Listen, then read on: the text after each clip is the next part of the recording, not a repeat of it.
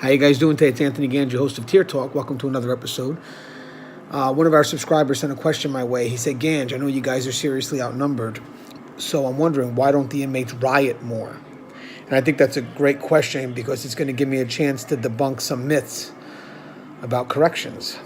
So thank you for the question. I appreciate it. And we're going to go right to our sponsors. And guys, remember the show Tier Talk's for you, the people that work that front line. So please, guys, subscribe, interact, engage, and hit that bell. That bell's going to notify you every time I post up a video. I stand by for our sponsors.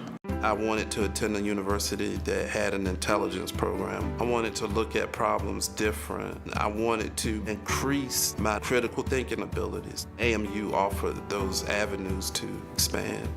Obtaining your degree as an adult, you're actually paying yourself and investing in yourself. You can't put a dollar on it, it's priceless.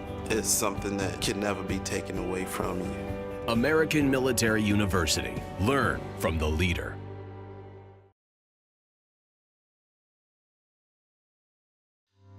Being a corrections officer takes its toll on even the strongest individuals.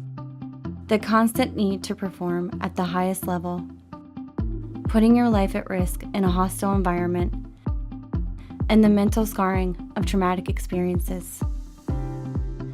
31% of corrections officers show symptoms of PTSD, and 66% of people with PTSD also suffer with a substance abuse problem. The Transformations First Responders program is specially designed to help veterans and officers heal from the grips of addiction and PTSD in a comfortable, supportive, and serene setting. You are not alone. If you have questions about the services we offer, give us a call at 866-762-8454 to get more information on this affordable and life-changing program. So a question was asked, why don't prisoners riot more? And it's a great question because if you look at our numbers right now, our numbers are seriously under. The ratio between staff and inmate is horrible. But staff does what it does, maintains control and order.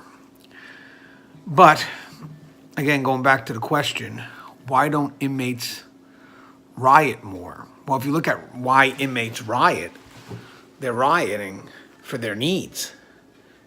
Barely ever are there riots where there's a potential escape planned. It's not. When they riot over simple needs that they feel are theirs to have. That's why we have the grievance system. The grievance system is meant for us to make sure those needs, not wants, those needs are met. And that's why we have to make sure that these policymakers stop messing with the needs that these inmates are allowed to have, because you're making wants needs, and then that changes the power that staff has. Right now, how we maintain control is by taking away the wants. That's the humane way of doing things. We take away the wants, and then the inmates, when they do what they're supposed to do, they get the wants back.